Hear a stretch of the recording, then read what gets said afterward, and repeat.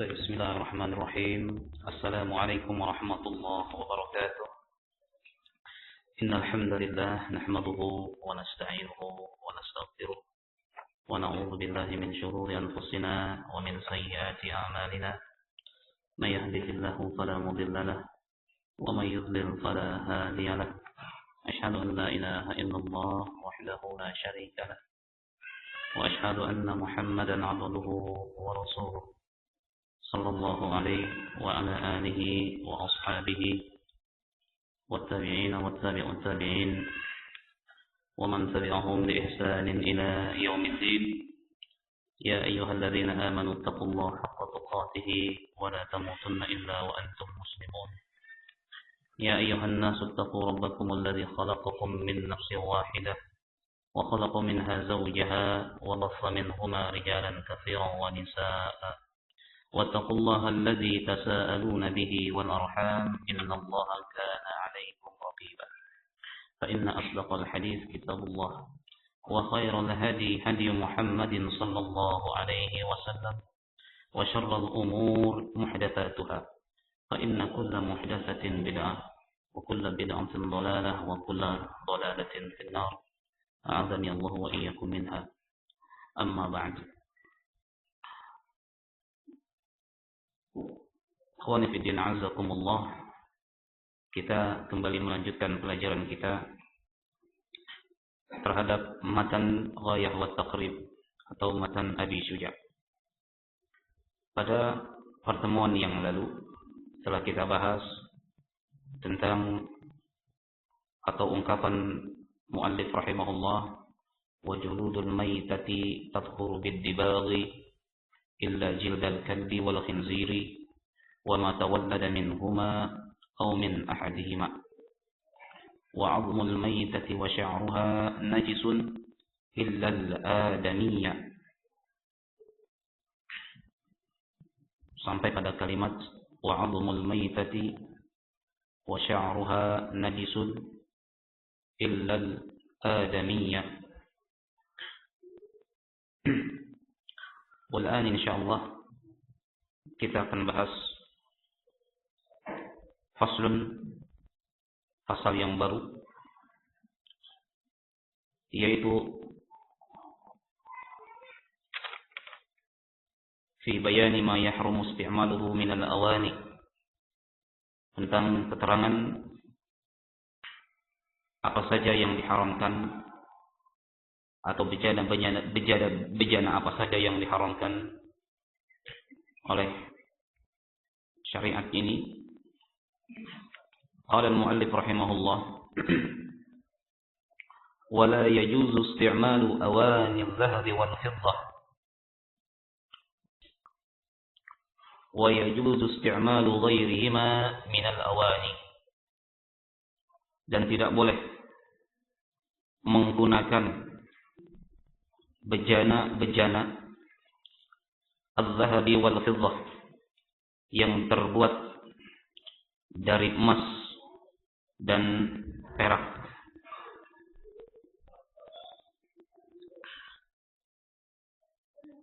Dalilnya adalah sabda Rasulullah sallallahu alaihi wasallam dari Ummu Salamah. Rasulullah sallallahu alaihi wasallam bersabda, dan hadis ini sahih diriwayatkan oleh Imam Bukhari dan Muslim, alladzi yashrabu في آنية الذهب والفضة إنما يجرجر في بطنه نار جهنم.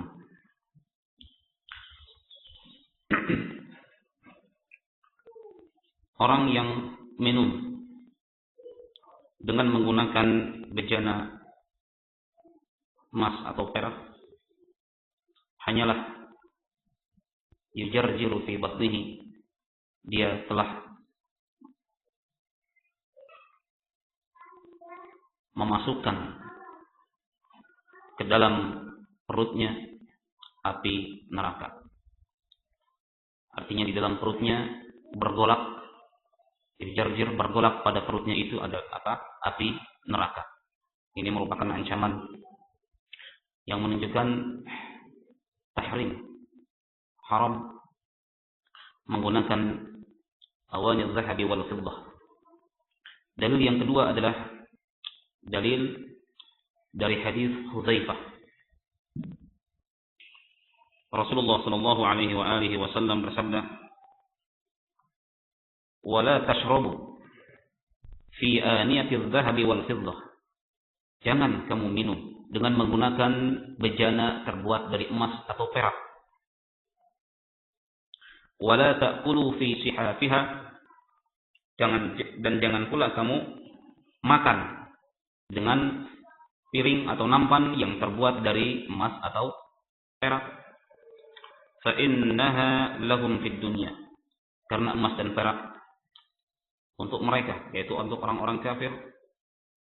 Walakum fil akhirah. Dan untuk kalian nanti di akhirat. Nah,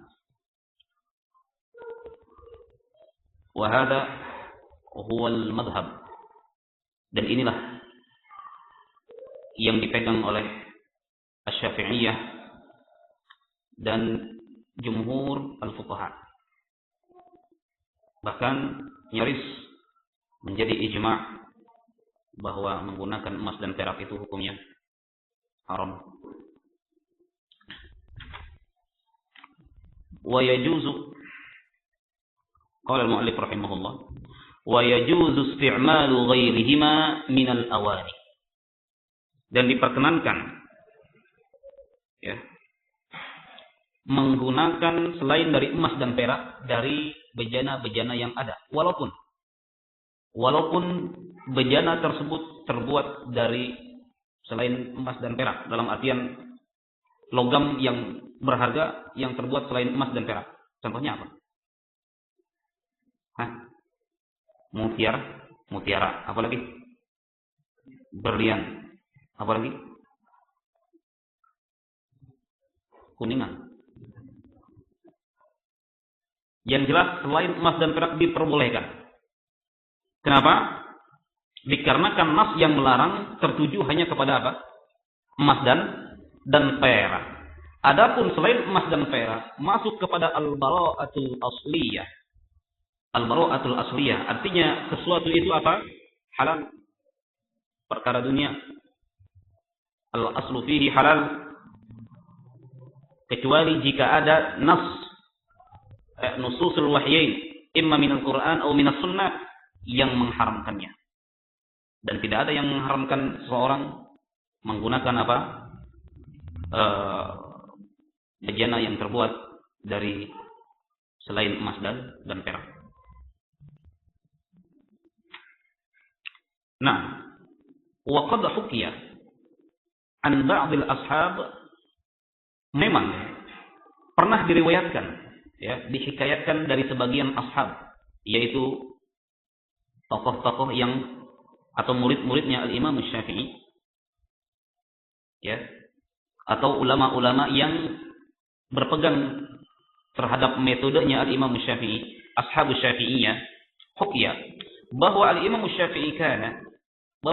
Syafi'i dulunya ketika beliau berada di Irak berpendapat, ya, bahwa menggunakan emas dan perak ini adalah makruh, karahatut tanzih. Karahah at-tanzih. Karena karahah, ya, ada karahatut tanzih yang karahah menunjukkan jika dikerjakan tidak mengapa, tidak dikerjakan mendapatkan pahala, ini namanya karahatu at-tanzih. Ada yang karahatut tahrim. Karahatut tahrim adalah haram itu sendiri. Sebenarnya ungkapan atau istilah karahah tanzih, karahah tahrim itu tidak dikenal di kalangan mazhab Syafi'iyah atau ulama usul. Ya. Tetapi istilah ini justru dikenal, ya, oleh ulama Hanafiyah. Ada dua madrasah dalam usul fiqh. Yang pertama madrasatul mutakallimin, yang kedua madrasatul fuqaha.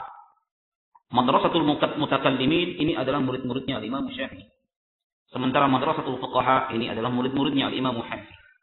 Nah, ungkapan karahatut tanzih dan karahatut tahrim tidak pernah dengar, tidak pernah ada pada istilahnya ulama mazhab Asy-Syafi'i. Nah, namun al-madhhabu 'ala al-jawaz. Ya. Kita katakan bahwa ya, Al-Imam Asy-Syafi'i di dalam mazhabnya yang qadim menyatakan bahwa menggunakan hadzihil awani itu karahah. Dan dalam mazhabnya yang jadid, yang qadim itu ketika beliau berada di Irak, sementara yang jadid itu ketika beliau berada di Mesir. Mazhab qadim itu mazhab yang lama. Mazhab jadid ini mazhab yang baru. Istilahnya yang sudah edisi revisi ya. Istilahnya sudah direvisi. Nah, yang fatwa, yang menjadi fatwa Al-Imam Asy-Syafi'i itu adalah mazhab beliau yang, pendapat beliau yang baru, hina makana fi Misr, ketika beliau berada di Mesir. Nah, pada mazhab qadim beliau berpendapat karahah. Ya, karahah tanzihiyah. Sementara dalam mazhab yang jadid beliau mengatakan apa? Haram. Ya, berdasarkan apa? Nas. Nah. Walal farq bainar rijali wan nisa, dan juga tidak ada beda antara laki-laki dan juga wanita, semuanya diharamkan. Menggunakan bejana terbuat dari emas dan perak semuanya haram, berlaku bagi kedua jenis manusia, yaitu laki-laki dan wanita. Wa innamal farq fil huli, yang membedakan itu adalah dalam hal perhiasan. Dalam hal ini wanita diberikan rukhsah, dibolehkan dia untuk memakai perhiasannya di depan siapa? Di depan suaminya.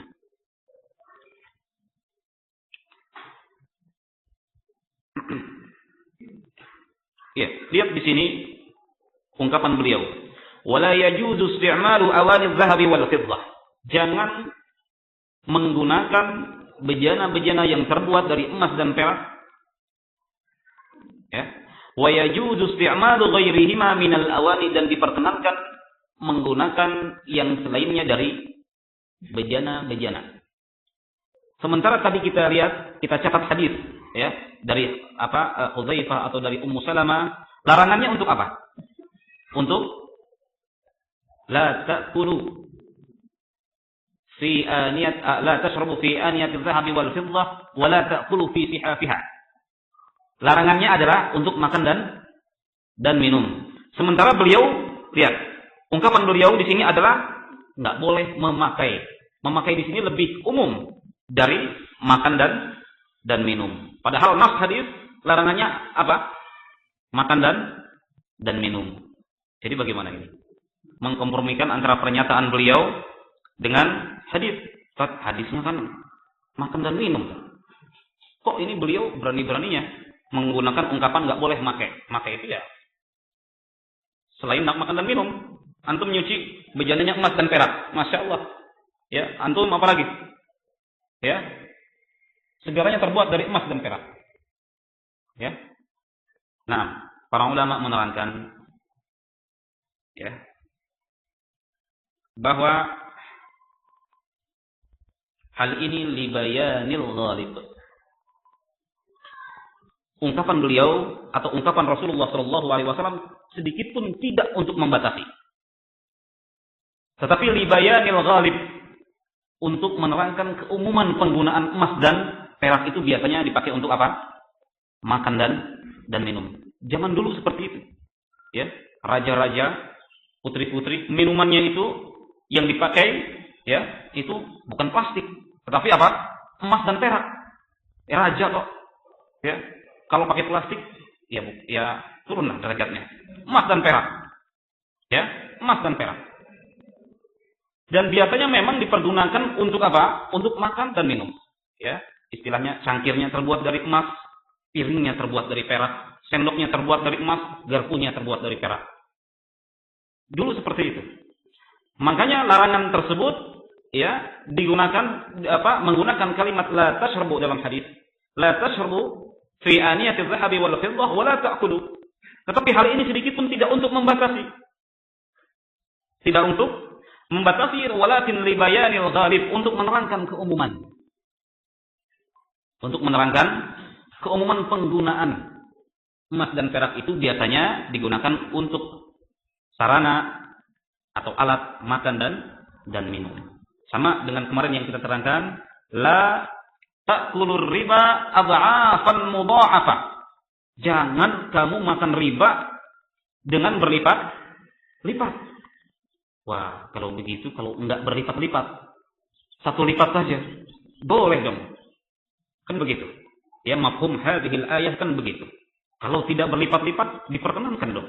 Ya, kenapa? Larangannya itu apa? Berlipat-lipat. Maka kita jawab sama. Ini libayanil ghalib. Biasanya orang kalau sudah terjatuh kepada riba, ya, itu biasanya berlipat-lipat, bahkan lebih besar dari apa? Uang yang dia pinjam. Bunganya itu lebih besar dari apa? Dari uang yang dia pinjam. Berlipat-lipat biasanya. Ya. Maka ini, ya, ungkapan beliau tidak salah. Jadi justru untuk menerangkan bahwa tidak hanya untuk makan dan minum, untuk dipakai, ya, untuk dipakai apapun itu tidak diperkenankan, termasuk untuk menghias apa? Masjid. Tidak boleh. Mau kubahnya pakai emas, ya, ininya semuanya terbuat dari emas, tidak diperkenankan.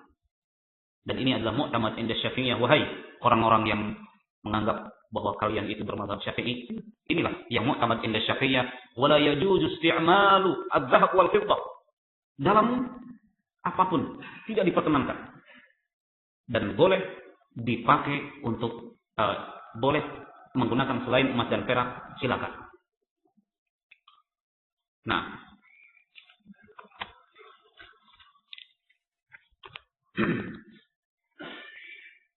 oleh karena itu Al-Imam An-Nawawi rahimahullah berkata, diharamkan, yahrumu tazyinul buyut, menghias rumah,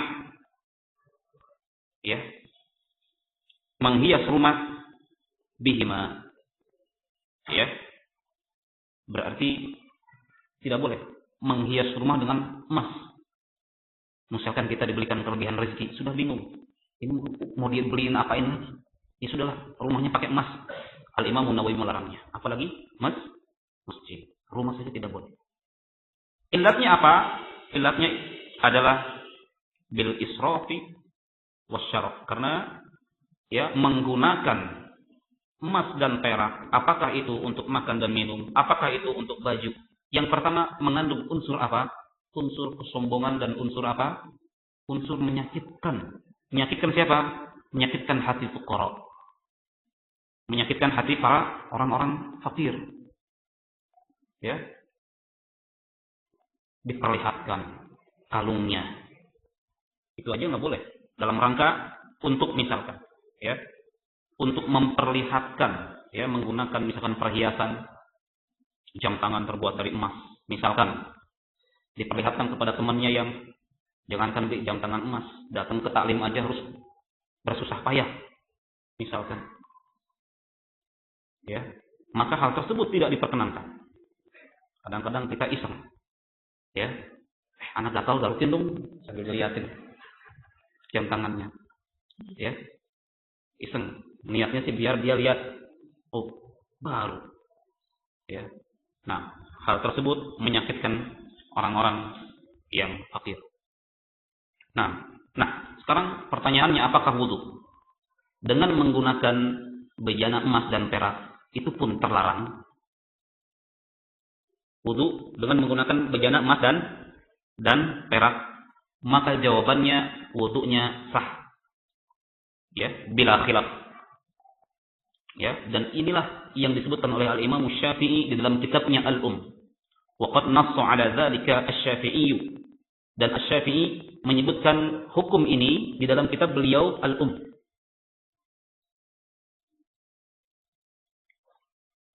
Nah, wudunya sah, namun dia telah bermaksiat dengan menggunakan emas dan perak sebagai sarana untuk berwudu. Zaman sekarang mungkin tidak bisa digambarkan ya. Jangankan buat pakai wudu, emas 1 gram ini berguna buat saya. Ya, ini mungkin ya berguna untuk ya mungkin nanti antum siapa tahu ada yang menjadi orang besar ya, atau diberikan kelebihan rezeki, udah bingung ya, aduh ini buat tempat wudu aja lah kendinya ya, terbuat dari emas dan perak, maka tidak diperkenankan. Nah, tidak diperkenankan. Nah,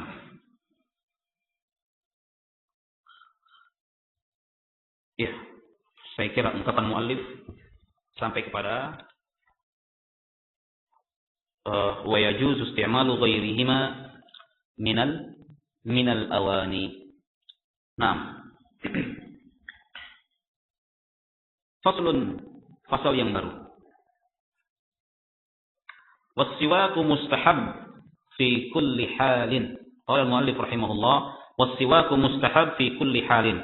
Dan siwak itu mustahab fi kulli halin, dalam segala keadaan. Wa hadha huwa al-madhhab.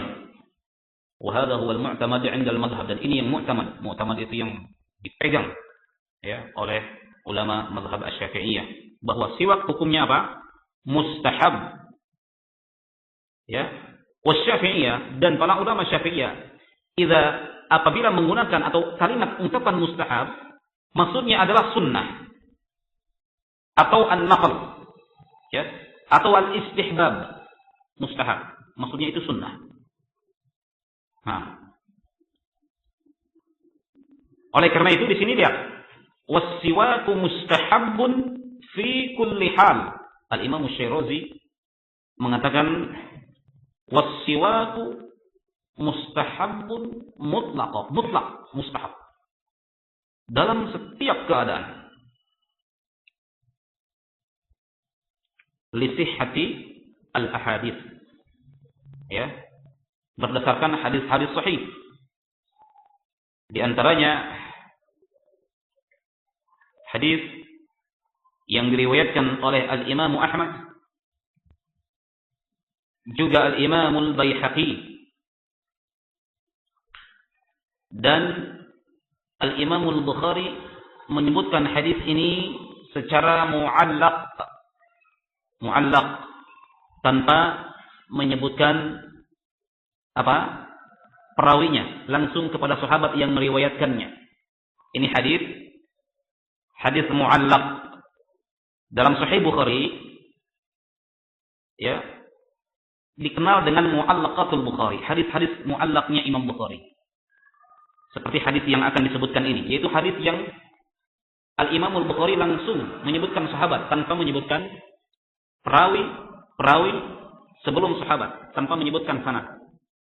Ini namanya mu'allaq. Dan hukum hadis mu'allaq pada Sahih Bukhari ini fihi tafsil, perlu diperinci. Ya. Karena hadis mu'allaq pada Sahih Bukhari itu ada dua macam. Ada ma warada bi sighatil jazm, ya, hadis yang disebutkan dengan ungkapan yang lugas. Dan yang kedua, ma warada bi sighatit tamrid, hadis yang disebutkan dengan ungkapan yang tidak lugas. Kalau disebutkan dengan ungkapan yang lugas seperti berkata Aisyah, contoh ungkapan yang tidak lugas diriwayatkan, wakila dikatakan, ya, ruwiya pernah diriwayatkan, hukiya dihikayatkan. Ini ungkapan-ungkapan yang tidak lugas, menggunakan apa dalam bahasa Indonesia? Pasif, ya. Pokoknya diriwayatkan, ya. Dihikayatkan. Mungkin rasa bahasa, ya. Untuk bahasa Indonesia mungkin tidak masalah, ya. Antara Aisyah berkata dengan ungkapan, ya, dikatakan oleh Aisyah, mungkin secara rasa bahasa untuk bahasa kita mungkin tidak masalah. Tetapi dalam konteks, ya, mustalah hadis, ilmu hadis ini menjadi masalah besar. Nah, mu'allaqatul Bukhari ini ada dua macam. Ada yang lugas bisighatil jazm, ada yang bisighatil tamrid. Yang bisighatil jazm ini para ulama sepakat bahwa hukumnya sahih. Adapun bisighatil tamrid perlu cek kembali ya tentang sanadnya. Jika sahih maka diterima, jika dhaif maka tidak diterima. Nah, di sini Al-Imam Al-Bukhari menyebutkan bisighatil jazm. Qalat Aisyah, berkata Aisyah, as-siwaku madharatun lil fam, maradatun lirrabb. Bahwa siwak ya itu menyucikan fam, mulut, membersihkan mulut dan diridhoi oleh Rabb. Nah,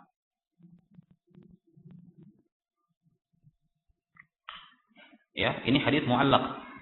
Kalau kita ditanya, hadisnya mana? Hadis diriwayatkan oleh Bukhari secara mu'allaq. Ya. Al-Imam An-Nawawi rahimahullah menyatakan at-ta'liqatul majzumah sahihah. Bahwa hadis-hadis yang disebutkan mu'allaq oleh Al-Imam Al-Bukhari namun diungkapkan dengan lugas itu sahih. Sebagaimana disebutkan oleh Al-Imam An-Nawawi di dalam kitab beliau. Mengapa Al-Imam Al-Bukhari rahimahullah menyebutkan hadis tersebut secara mu'allaq? Kenapa tidak menyebutkan perawinya? Bisa saja karena ya perawi yang ada tidak masuk ke dalam syarat Bukhari. Ya, tidak termasuk ke dalam syarat yang beliau syaratkan dalam kitab sahihnya, tapi memiliki hukum sahih. Bisa saja seperti itu. Dan saya kira tempatnya adalah pada pembahasan ilmu mustalahul hadis. Nah, lihat ungkapan as-siwak, kalimat siwak. Apakah yang dimaksud adalah alat ataukah yang dimaksud adalah al-fi'l, perbuatan, yaitu menggunakan ya al-isti'mal. Ya.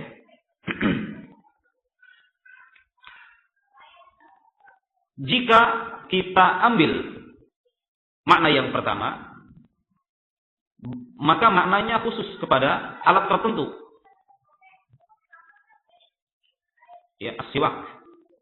Jika kita ambil makna yang kedua, yaitu isti'mal, maka ada sesuatu yang dimahdzuf, yang dibuang pada ungkapan ini, yang perlu dimunculkan, yaitu isti'malus siwak. Ya, mustahabbun fi kulli halin. Menggunakan siwak ya itu mustahab, atau bersiwak itu mustahab ya. Bersiwak itu mustahab fi kulli hal, dalam setiap keadaan. Dan ini yang mu'tamad inda Syafi'i, yang makna yang kedua, yaitu bersiwak mustahab fi kulli hal, dalam setiap keadaan. Nah, ini adalah ungkapan yang umum. Ungkapan jika kita pahami dalam setiap keadaan. Bersiwak hukumnya sunnah. Illa ba'da zawali lis-shaimi. Kecuali, dan ini berarti apa? Mukhassis, ya, pengkhususan. Illa ba'da zawali lis-shaimi. Kecuali bagi orang yang berpuasa ketika zawal. Zawal itu adalah mailus syams, cenderungnya matahari kemana? Ke barat. Ya, zawal. Sesaat setelah zuhur. Yaitu zawal. Atau waktu zuhur. Dikarenakan ketika itu sudah terjadi perubahan bau mulut. Kenapa kok? Ya, orang yang berpuasa ya tidak diperkenankan menyikat gigi setelah tergelincirnya matahari. Sebagian ulama bahkan mengatakan walau kana naflan, walaupun puasa itu adalah puasa sunnah, tidak diperkenankan untuk bersiwak kalau setelah lewat waktu tergelincirnya matahari. Apakah ini ngarang-ngarang saja? Tidak. Ternyata ada hadisnya. Ya, hadisnya sahih, diriwayatkan oleh Al-Imam Al-Bukhari dan Muslim. Dan ini difahami bahwa ya, dengan hadis ini difahami tidak diperkenankan bersiwak. Apa hadisnya?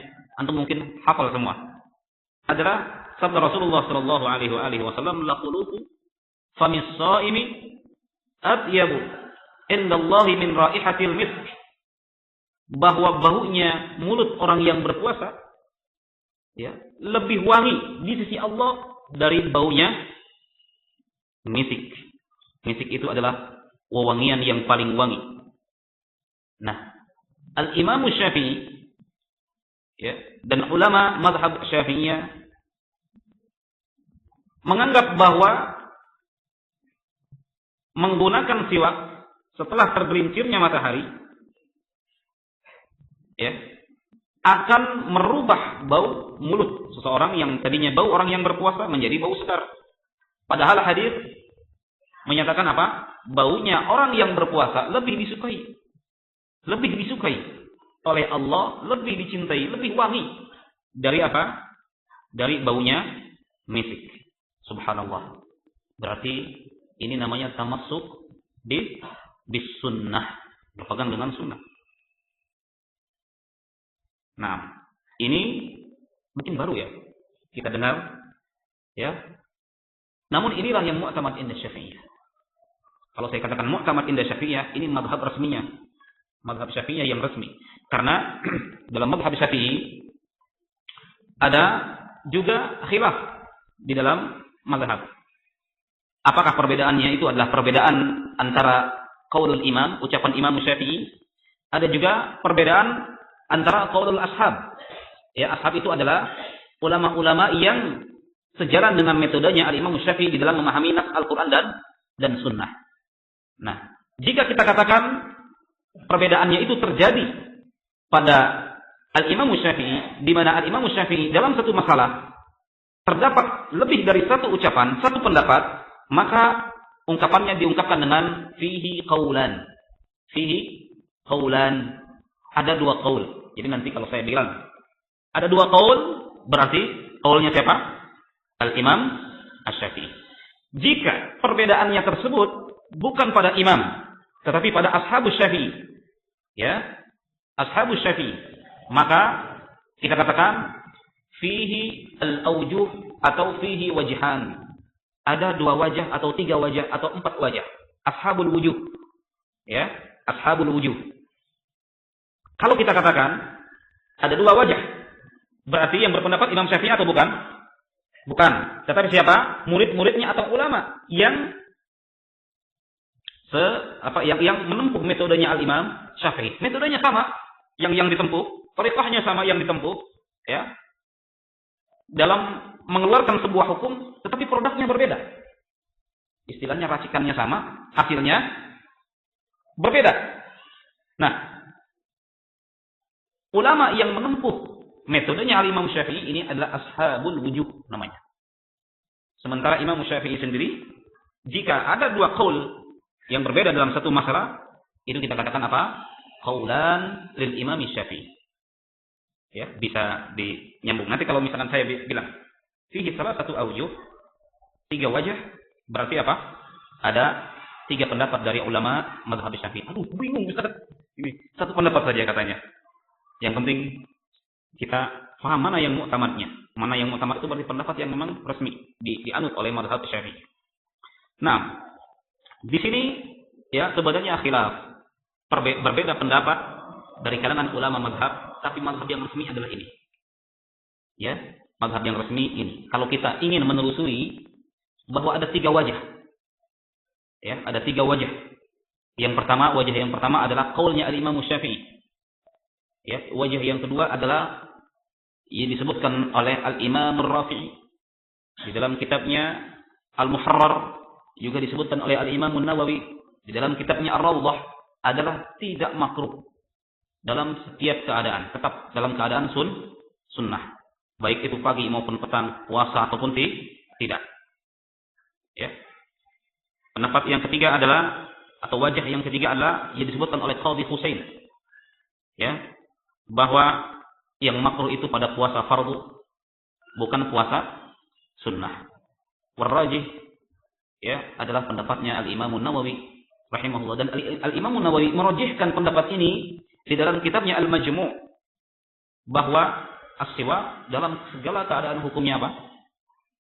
sunnah, mustahab fi kulli hal. Nah, dalilnya apa? Hadis Rasulullah sallallahu alaihi wasallam yang tadi dan hadis yang lain diriwayatkan oleh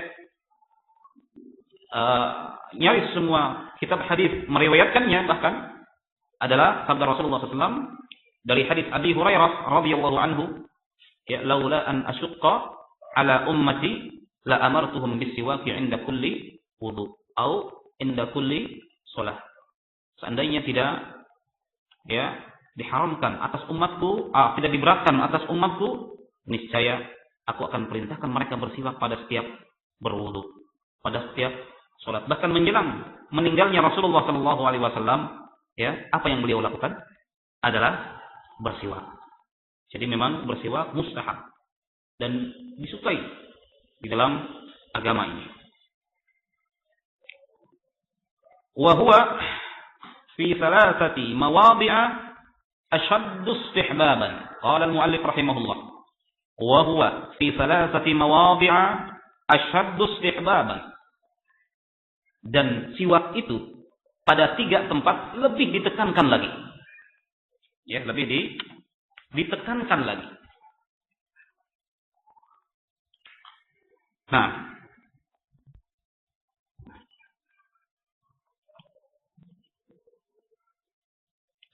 yang pertama adalah 'inda taghayyuril fami min azmin wa ghairihi. Ketika bau mulut berubah dikarenakan min azmin, disebabkan azmin. Azmin itu adalah sukutun tawil. Ketika seorang banyak diam, biasanya bau mulutnya akan berubah. Buktinya kalau tidur, ya, kan itu aktivitas mulut terhenti. Ya, bangun tidur akan berubah baunya. Ya. Maka di sini dikatakan di sini min azmin wa ghairihi, dan yang lainnya. Yang jelas ketika ada perubahan pada bau mulut. Kalau diungkapkan di sini wa ghairihi. Contohnya apa? Kalau orang Sunda suka apa? Petek, jengkol, misalkan. Ya, tidak kuat kalau lihat jengkol. Nah, ketika bau mulutnya berubah dikarenakan makan makanan yang membuat ya mulut itu menjadi bau, ya, maka asyaddu istihbaban, ditekankan sekali untuk melakukan as-siwak, ya, untuk bersiwak. Wa indal qiyam minan naum, wa indal qiyam minan naum. Hal ini berdasarkan hadis yang diriwayatkan oleh Al-Imam Al-Bukhari dan Muslim. Kana Nabi sallallahu alaihi wa alihi wasallam idza qama min al-lail yashusu fahu bis-siwak. Bahwasanya Rasulullah sallallahu alaihi wasallam apabila bangun dari tidurnya, beliau menggosok giginya dengan as-siwak. Nah, ilatnya sama, yaitu apa? Taghayyur raihatil fam. Perubahan bau mulut. Ini menunjukkan kalau Islam amat sangat memperhatikan kebersihan. Islam itu bersih, ya, Islam itu rapih.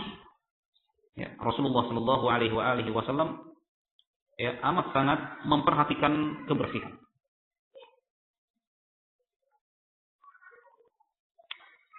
Qala,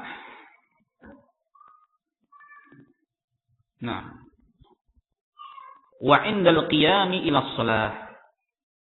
Wa indal qiyam ila shalah, dan ketika hendak melakukan salat. Hadis ketika hendak melakukan salat jelas, yaitu yang tadi disebutkan, ya, hadis Abi Hurairah radhiyallahu an, bahwasanya Rasulullah sallallahu alaihi wa ala alihi wasallam bersabda, "Laula an asyqa ala ummati la amartuhum bis-siwaki 'inda kulli shalah." Seandainya tidak dikhawatirkan, tidak diberatkan atas umatku, niscaya aku perintahkan mereka untuk melakukan siwak, untuk bersiwak ketika hendak ya salat. Dalam riwayat yang lain ketika hendak berwudu. Nah,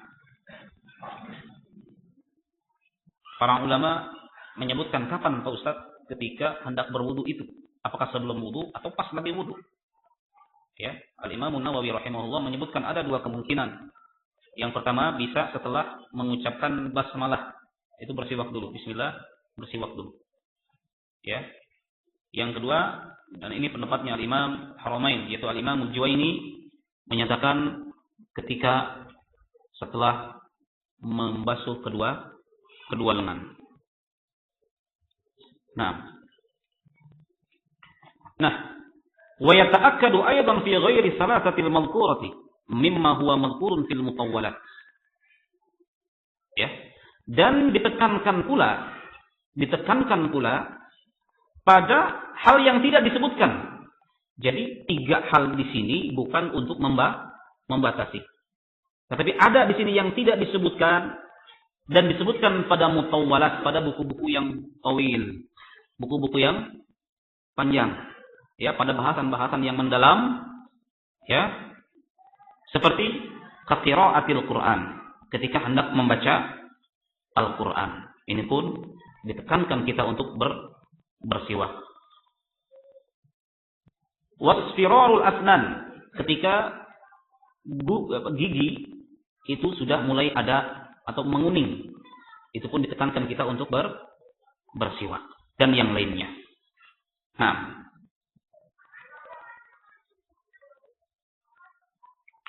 dan disunnahkan ketika kita bersiwak untuk berniat menjalankan sunnah Nabi. Wa yastaka biyaminihi, dan disunnahkan pula kita menggunakan tangan yang kanan. Hadis jelas, yaitu hadis Aisyah radhiyallahu anha, kana an-nabiy sallallahu alaihi wasallam yu'jibuhu at-tayammun fi tana'ulihi wa tarajjulihi wa fi sya'nihi kulli.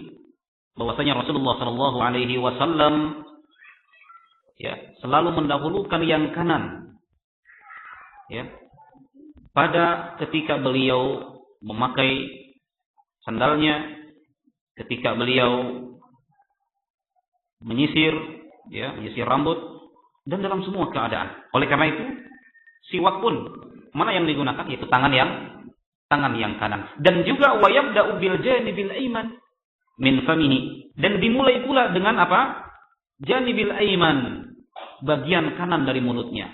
Nah, kalau kita biasanya kiri dulu, baru kanan. Yang sunnah kanan dulu, baru kiri.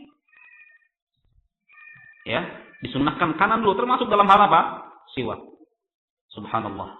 Ya, seandainya kita menjalankan apa-apa yang telah dipelajari oleh Al-Imam Syafi'i dan muridnya. Ini Indonesia ini Masya Allah sebenarnya. Aneh, tapi ketika kita menghidupkan sunnah, justru dianggap sebagai pemecah belah umat. Justru kita menghidupkan sunnah, dianggap sebagai pemecah belah umat. Lihat di sini, termasuk siwak pun diurus. Ya, masalah siwak pun diurus, disunnahkan untuk memulai dengan yang kanan, menggosok dengan bagian yang kanan dulu dari gigi kita. Ya, baru kemudian bagian yang kiri. Nah, baik, qala rahimahullah, faslun. Wa furudul wudu'i sittatu asya'. Ya, dan fardunya wudu ada 6. Ya, kalau kita nyari ada 6 itu mungkin lama. Kita mungkin enggak ketemu. Tapi ini ulama mencarinya, ternyata ada 6. Ya, furudul wudu sittatu asya'. Ya, ada 6. Yang pertama an-niyah inda ghasdil wajh. Berniat ketika membasuh wajah. Yang kedua wa ghuslul wajh, yaitu membasuh wajah itu tadi. Yang berikutnya wa ghuslul yadaini ilal mirfaqain, dan membasuh kedua tangan sampai siku. Kemudian yang keberapa ini berarti? 1, 2. Yang ketiga ya. Yang ketiga wa mashu, tunggu. 1, 2, 3, 4. Yang keempat wa mashu ba'dir ras, dan membasuh sebagian rambut. Nih, nanti diterangkan ya. Wa ghuslur rajulaini ilal ka'bain, dan membasuh rajulain, 2 kaki sampai mata kaki. Dan yang terakhir wa tartibu ala ma dzakarna, dan tertib ya sebagaimana yang tadi kita sebutkan. Nah, saya kira sudah terdengar azan. Insyaallah keterangannya ya tentunya ini akan menimbulkan pertanyaan di luar kebiasaan kita. Kebiasaan kita kan yang kita biasa mengerjakannya, tapi di sini ada hal-hal yang insyaallah nanti kita terangkan pada pertemuan yang akan datang. Wassallallahu ala nabiyyina Muhammad wa ala alihi washabbihi wasallam. Subhanakallahumma wa bihamdika asyhadu an la ilaha illa anta astaghfiruka wa atubu ilaik. Wassalamu alaikum warahmatullahi wabarakatuh.